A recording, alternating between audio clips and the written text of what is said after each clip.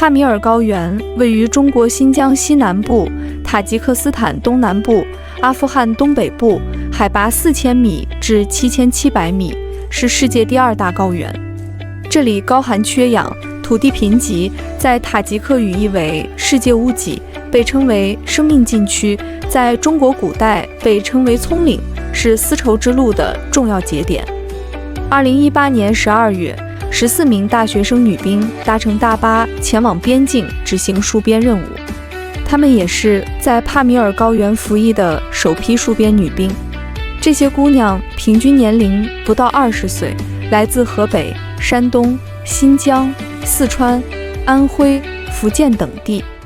君走天涯，女儿17、18。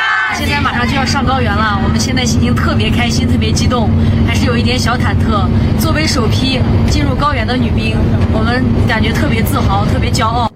一路上，大巴车要翻越2座海拔4000多米的高山，随着海拔的不断升高，空气越来越稀薄，女兵们也出现了严重的缺氧反应。经过4个多小时的长途跋涉，女兵们终于抵达了边防连。他们的到来让整个连队热闹了起来，老兵敲起锣鼓迎接新战友。我们团队针对女兵刚上山，环境难适应，从生活关心入手，紧贴女兵成长成才特点规律，积极为女兵成长创造条件。新兵侯瑞杰来自福建，是客家人，这天也是他18岁的生日。让他没想到的是，连队还特意为他准备了生日惊喜。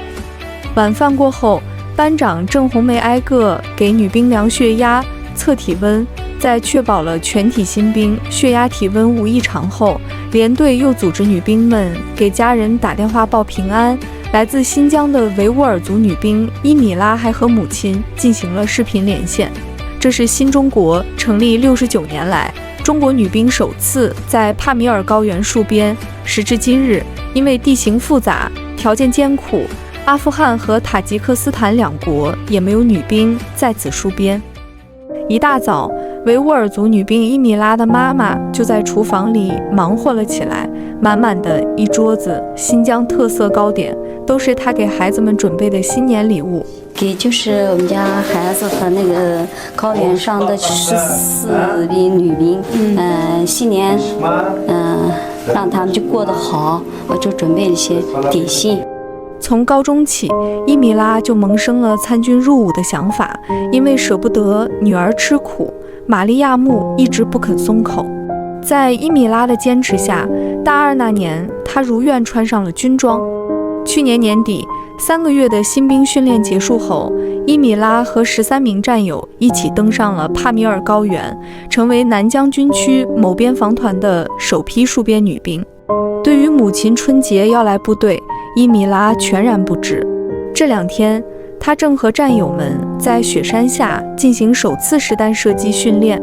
虽然同处新疆，但从乌鲁木齐到帕米尔高原仍有1700多公里的距离。天还没亮，玛利亚木就乘坐当天最早的航班飞往喀什。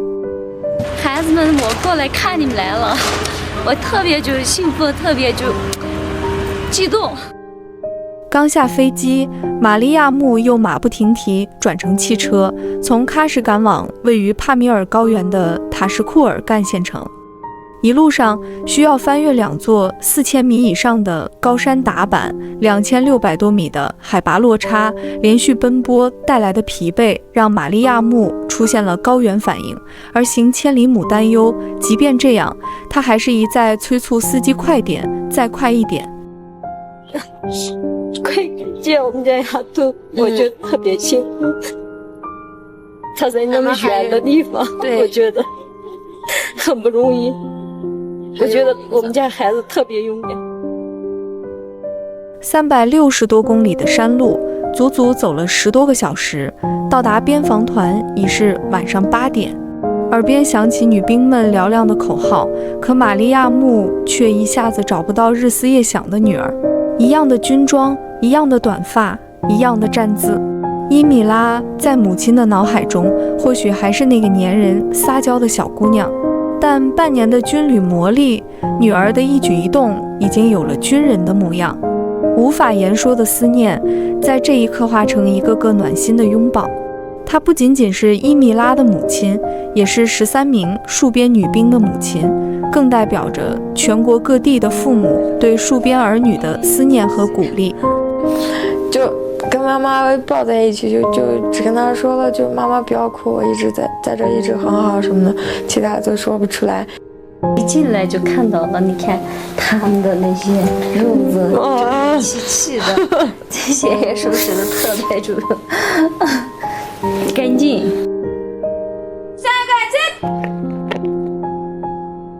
冬天的帕米尔高原，气温逼近零下30摄氏度。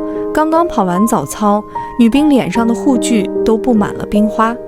像有些南方过来的几个女兵，她们没见过雪，然后这边又冷，她们说南方那边没有冬天嘛，然后吃饭又吃不习惯。在训练场上，看着女儿们的变化和成长，让玛利亚木感到惊喜。而在女兵们眼里，成为帕米尔高原上的首批戍边女兵，不仅仅是一种荣誉，更是一份责任。边防团坐落在一个充满民族风情的县城。除夕这一天，玛利亚木还给大家做起了拿手的手抓饭，让年夜饭充满了地域风味。在联欢会上，军区司令部为女兵们准备的惊喜也终于揭开了面纱。这是你在部队过的第一个没有父母陪伴的春节，你的战友就是你最亲的人。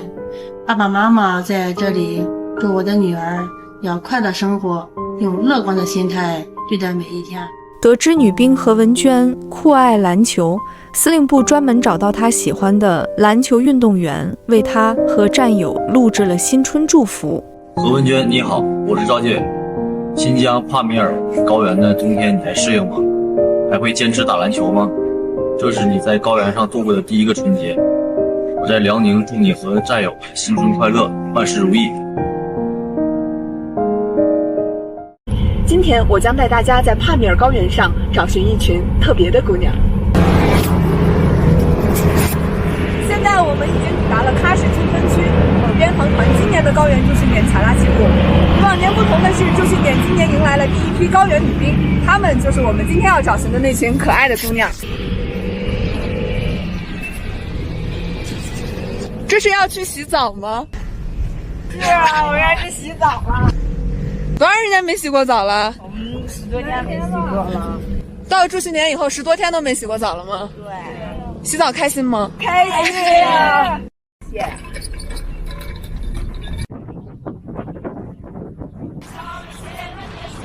今天呢是少数民族的传统节日肉粽节，今天晚上会有一个特别大的会餐等着我们一起走起。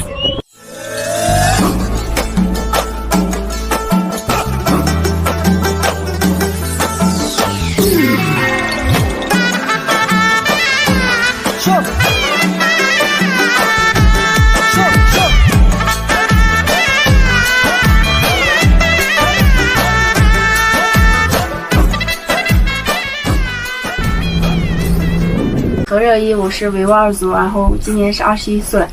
我叫张倩，来自青海西宁。你大妈，我叫林梦轩，2000年10月出生，是天秤座。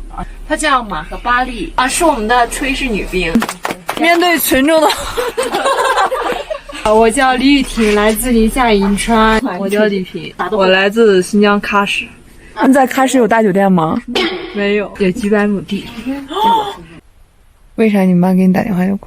他就是觉得我来的地方挺偏远，我主要当时当兵的时候没跟他们讲，然后都兵检过，我第2天又走，然后他们才知道，说去新疆，我妈一下就不行了，又不让走。我妈当时她都不理我了，都挺长时间不理我。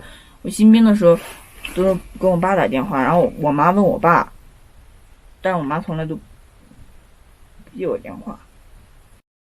然后哪一天用得上我了，我肯定出来抢。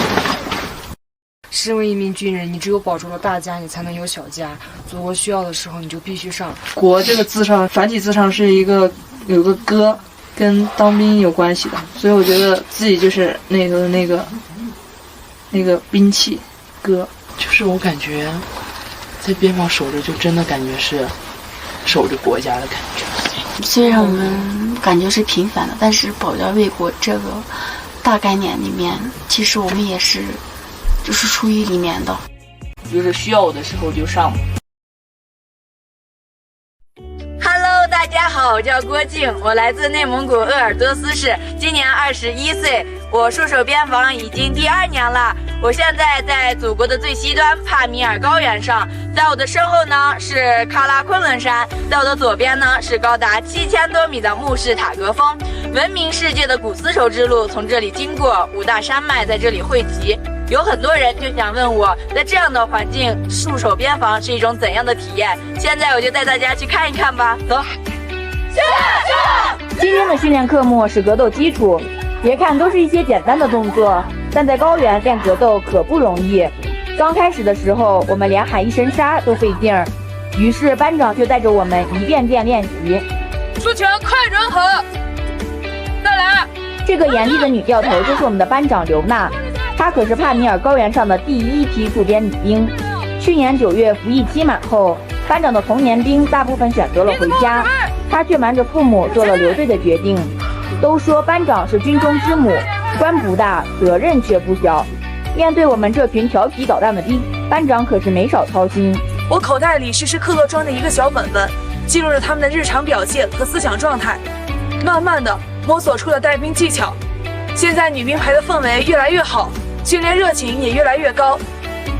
班长的这股认真劲儿也感染着我们每一个人。她叫张倩，是上个月刚征下来的新兵。看，这会儿她又在训练场给自己补课呢。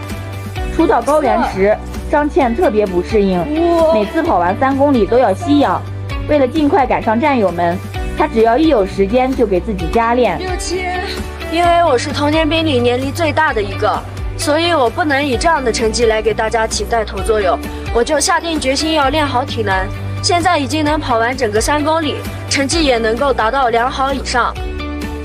在高原训练生活有着常人难以想象的艰辛，却也有着不一样的乐趣。这里是团里专门为我们准备的舞蹈教室，休息时间大家可以在这里唱歌跳舞练瑜伽。女兵排里有维吾尔族、哈萨克族、达斡尔族等7个少数民族，个个都能歌善舞。副教导员吴利亚提就是维吾尔族，他经常带着我们学习民族舞蹈，这让来自内蒙古的我又掌握了一项新技能。说起副教来，我有很多话想说。首先，在工作上，副教是一位认真又严肃的副教，但是在生活上，副教也是一位慈祥的副教。每天晚上，副教茶气看到我们踢被子的时候，都会默默地帮我们把被子盖上。2018年，我带着第1批戍边女兵来到这里，今天已经是第3批了。现在团里4个专业、8个通信岗位都有我们女兵的身影，看到她们正在实现自己的梦想和价值，我就特别开心，特别欣慰。这就是我们可爱又暖心的副教。不过有些时候我们也很心疼他，他的儿子今年8岁了，正在喀什上小学2年级。副教把大部分时间都留给了我们，只有在休息结束后才有时间和儿子视频。总是和他阴差阳错，时间总是对不到一起。我休假回去的时候，他在上课，我也就晚上放学回来陪他一会儿。他放假的时候，我这边不好休假，但是他却说，他想快点长大，然后长大以后来照顾我。所以我觉得我的孩子是最坚强、最勇敢。坚强、勇敢、阳光，这就是我们帕米尔高原女兵的戍边生活。你们说精不精彩？